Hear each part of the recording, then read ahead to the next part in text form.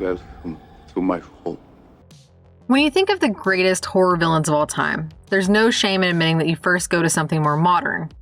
Michael Myers, Jason Voorhees, Freddy Krueger are all obvious and acceptable, as well as more contemporary ones like Jigsaw or Victor Crowley from the Hatchet franchise. But today we're looking at a more classic bad guy, even if it is in a more modern setting. Well, relatively modern, as 30 years ago now feels like an eternity. You'd be hard-pressed to find a more classic villain than the Lord of the Vampires, Dracula, who made his first appearance in the novel by Bram Stoker. While there have been plenty to don the cape and give us on-screen accounts of the biggest, baddest vampire, the two most iconic are most certainly Christopher Lee and Bela Lugosi. Today, though, we're focusing on one of the many one-offs to do it with Gary Oldman, and seeing if the 1992 prestige take on the material, Bram Stoker's Dracula, stands the test of time.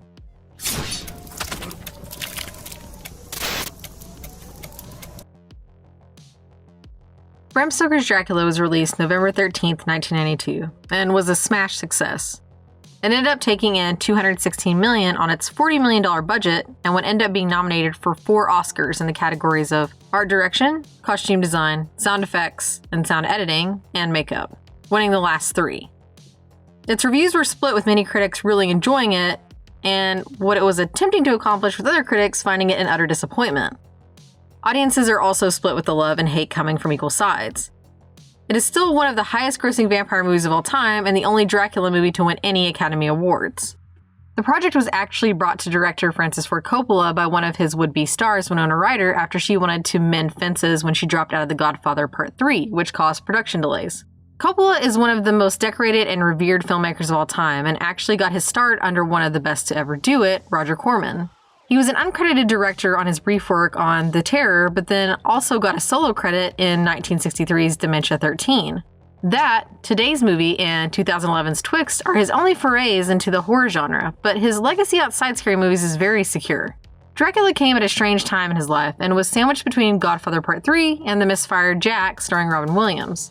The script was written by James Hart, who would do Hook the previous year and go on to do a strange mix of things like Contact and Muppet Treasure Island, Sahara, and Tuck Everlasting. And he also wrote and helped create the series Crossbones.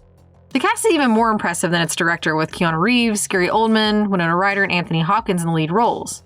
The supporting cast has Richard E. Grant, Cary Elwes, Sadie Frost, and Tom Waits. The movie follows the book's story fairly well. It opens with the tale of Vlad, where he is able to win his war but lose his beloved via suicide. The anger and sadness has already consumed him, but then the church tells him her soul is forever lost. He denounces the church and God while destroying everything and drinking the blood that comes out of a cross, becoming the first vampire. Over 400 years later, Jonathan Harker takes over a client for his now insane friend Renfield and travels to Transylvania. He learns that Dracula is something more than man and is trapped in the castle. Dracula lets his brides feast on Harker's blood while he travels to England to try and be with Harker's wife Mina. We see him transform and kill the men on the ship that is taking him to London before becoming a much younger man through feasting. Mina's friend Lucy is deciding between 3 suitors in Quincy Morris, Jack Seward, and Arthur Holmwood, and eventually picks Holmwood. Dracula seduces and bites Lucy, which eventually leads her to death. Dr. Seward has called his old friend and colleague Dr. Abraham Van Helsing to see if he could help. Van Helsing takes the men into Lucy's tomb, where they find the body gone before she comes back with a child to feast on. They kill her via a stake in the heart and beheading, and Van Helsing recruits them to go after the true evil in Dracula. Harker has made it out of the castle, and he and Mina marry, even though Mina has been wooed and fallen in love with Dracula, posing as a much younger man. The men find Dracula's boxes and soil in Carfax Abbey and destroy all of them, but Dracula's found Mina, who admits both her love for him and that she can feel her past with his lost love. Dracula flees back to Transylvania and the group splits up. Van Helsing and Mina head directly to the castle, while the rest of the group tries to get to Dracula before he makes it home. Van Helsing kills the brides that were feeding on Harker. All the characters meet at sunset as Dracula bursts out of his final box at sundown.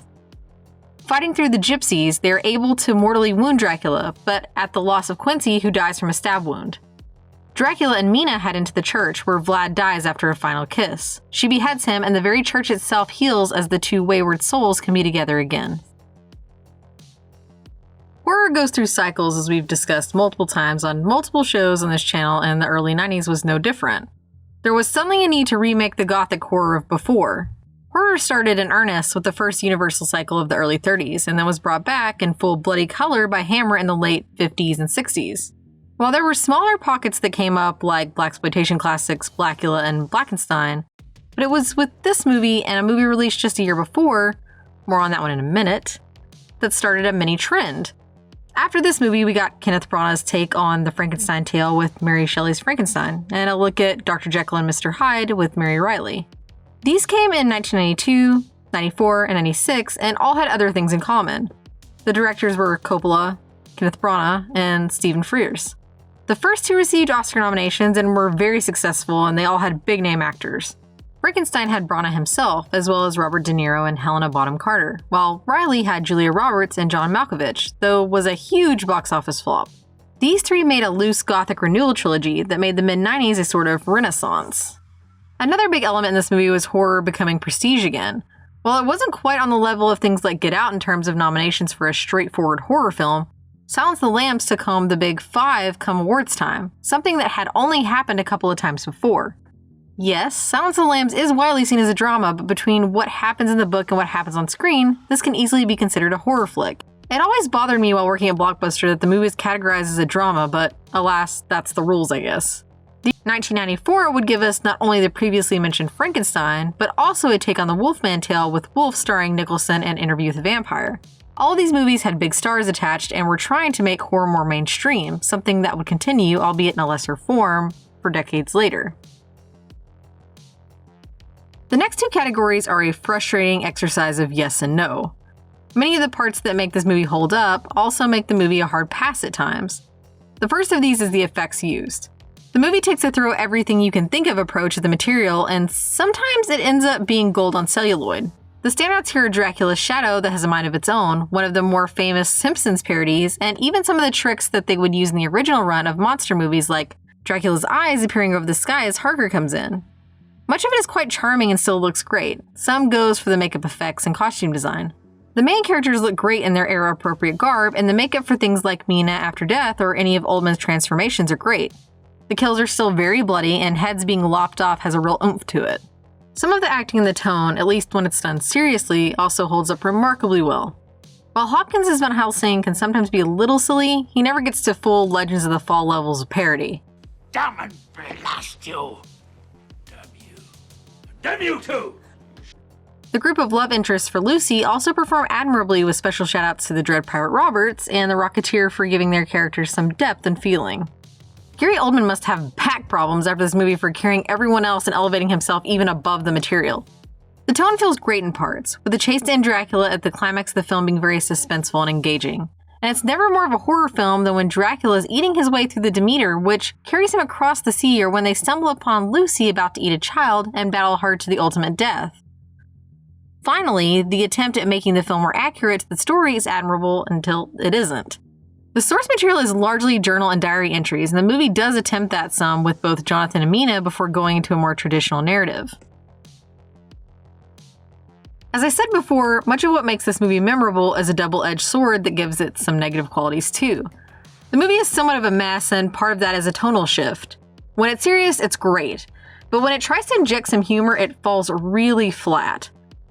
Anthony Hopkins joking about a stake through the heart and decapitation almost turns the scene into a parody, as anyone that era would have been appalled.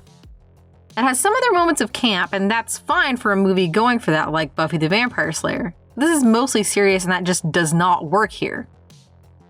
The costumes in effect work well in some areas like we mentioned before, but at other times they look dated and bad. There's a blue flame that Harker goes through that looks awful for 1982, let alone 92, and the background shadows when we first meet Vlad make the whole thing look cheap. Some of the makeup falls flat too, as Keanu's gray hair looks silly after he escapes the castle. The biggest offender, the one that can take you out of the movie though, is the acting. While I mentioned how good Oldman and some of the minor actors do, Keanu and to an extent Winona are as bad. Keanu is a great human being who has been through some really rough times in his life. He also has some legendary roles in 4 separate decades that cement him as a fan favorite, but good God, in this is he atrocious. It's just a man himself. Yeah, look, he's grown young. There have been publications claiming that it is one of the worst performances of all time and the accent is the worst of all time, and I'm not here to argue against any of that. He's the very definition of miscast here and honestly tips the scales in the verdict for the movie. When he isn't in the movie, it's a flawed but enjoyable time. When he is chewing his way through the scenes, it's a hard sell for anyone. Oscars and profit be damned, this movie is just too much of a mess to be as good as it is considered. It's a fun and engaging movie until it isn't. It did a lot of good things for big budget horror, but unfortunately, in a close call, just doesn't stand the test of time. I've seen many strange things already. Bloody wolves chasing me through some blue inferno,